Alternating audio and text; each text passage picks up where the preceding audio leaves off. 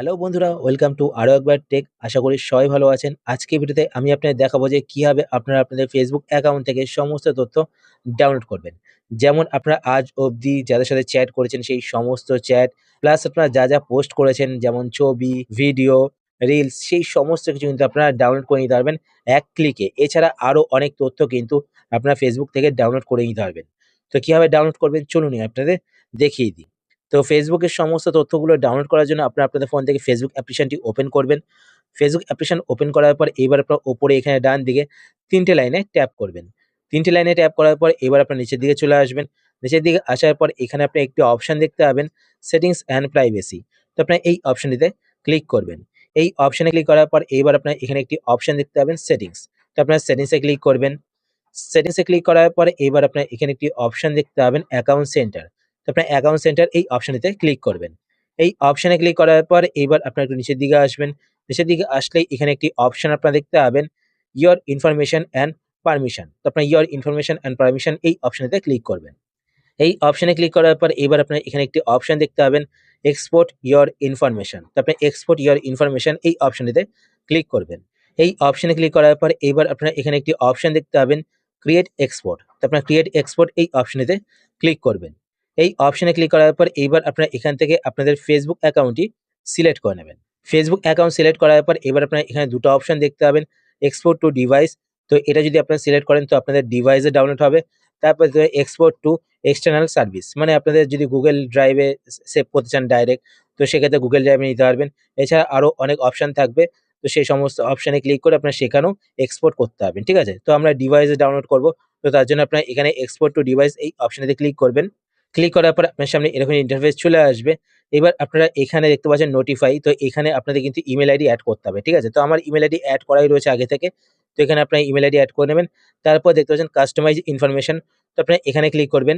এখানে ক্লিক করার পর এবার এখানে দেখতে পাচ্ছেন সমস্ত ইনফরমেশন কিন্তু এখানে টিক করা রয়েছে, মানে যেগুলো ডাউনলোড হবে। তো এখানে দেখতে পাচ্ছেন মেসেজেস, তারপর দেখবেন পোস্ট, তারপর দেখতে পাচ্ছেন পেজ, তারপর নিচের দিকে আসার পর এখানে আরো অনেক দেখতে পাচ্ছেন ইনফরমেশন রয়েছে। ফেসবুক পেমেন্ট ইনফরমেশন, তারপর মার্কেট প্লেস ইনফরমেশন, তারপরে রিলস, ঠিক আছে? স্টোরিজ।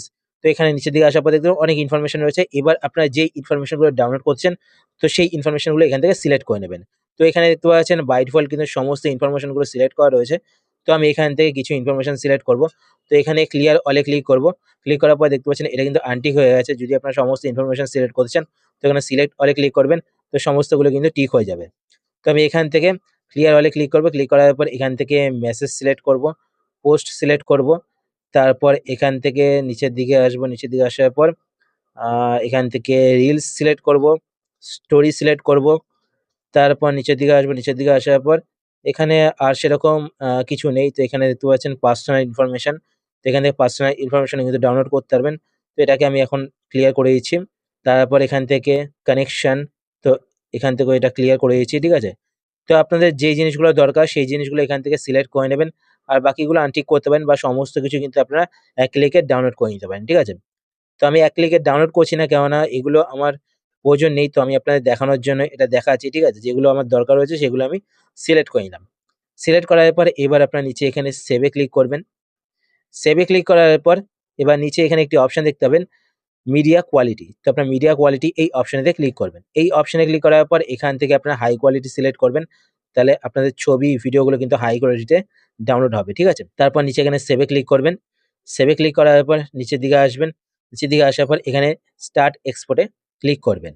স্টার্ট এক্সপোর্ট এ ক্লিক করার পর এবার এখানে আপনাদের ফেসবুক আইডির পাসওয়ার্ডটি দিয়ে দেবেন। পাসওয়ার্ড দেওয়ার পর কন্টিনিউ তে ক্লিক করবেন। কন্টিনিউ ক্লিক করার পরে এবার এখানে দেখতে পাবেন, তো এখানে দেখতে পাচ্ছেন কারেন্ট অ্যাক্টিভিটি। তো আপনারা কিন্তু অ্যাকাউন্ট সেন্টারে আসার পর আমি যে জায়গায় আসলাম এখানে দেখতে পাবেন ক্রিয়েট এক্সপোর্ট, এখানে কিন্তু আসবেন, ঠিক আছে? তো এখানে দেখুন অ্যাভেলেবেল ডাউনলোড। তো এর আগে আমি একটা রিকোয়েস্ট আগে পাঠিয়েছি, কেননা আপনাদের দেখাতে হবে, ঠিক আছে? তো ডাউনলোড করে দেখাতে হবে। তো এটা কিন্তু আসতে সময় লাগে। আর সেকেন্ড যে রিকোয়েস্টটা পাঠিয়েছি এখানে রিকোয়েস্ট, তো এইমাত্র যে রিকোয়েস্টটা পাঠালাম, তো সেটা কিন্তু রিকোয়েস্ট ফেসবুকের কাছে গেছে। এটা কিন্তু আসতে আধা ঘন্টার মতো সময় লাগে, ঠিক আছে? ১৫ থেকে ৩০ মিনিট সময় লাগে। তো আপনারা ওয়েট করবেন। তো আপনাদের কাছে কিন্তু নোটিফিকেশন চলে আসবে। নোটিফিকেশন কিভাবে আসবে? উপর থেকে স্ক্রল করবেন এইভাবে। স্ক্রল করার পরে এখানে দেখতে পাচ্ছেন, "the file your request are ready to export." তো দেখতে পাচ্ছেন এরকম একটা নোটিফিকেশন আসবে, ঠিক আছে? তারপর আপনারা কি করবেন? এখানে আসবেন। এখানে আসবেন, আসার পর এখানে দেখতে পাবেন ডাউনলোড বাটন, ঠিক আছে? তো এখানে দেখুন এখন ক্যানসেল রয়েছে। তো এটা যখন Facebook পাঠাবে আমার কাছে, ঠিক আছে? তখন কিন্তু এখানে ডাউনলোড বাটন চলে আসবে। তো এখানে দেখুন 50 এমবির ফাইল কিন্তু ডাউনলোড হচ্ছে। আমি যদি সমস্ত কিছু ডাউনলোড করতাম তাহলে বুঝতে পারছেন কত এমবি হতো। তো আমি মেসেজ আর পোস্ট ওগুলোই ডাউনলোড করেছি, ঠিক আছে? তো এখানে আপনার ডাউনলোডে ক্লিক করবেন। ডাউনলোডে ক্লিক করার পর আবার আপনারা এখানে ডাউনলোডে ক্লিক করবেন। ডাউনলোডে ক্লিক করার পর আপনাদের ফোনের ডিফল্ট ব্রাউজারটি ওপেন হয়ে যাবে। ওপেন হওয়ার পর অটোমেটিক এখানে দেখতে পাচ্ছেন ডাউনলোড হচ্ছে। ডাউনলোড করার পর এখান থেকে ফাইলটি ওপেন করবেন। ওপেন করার পর এখানে এক্সট্রাকে ক্লিক করবেন। এক্সট্রাকে ক্লিক করার পর এখান থেকে আপনাদের ফোন স্টোরেজটা সিলেক্ট করে নেবেন।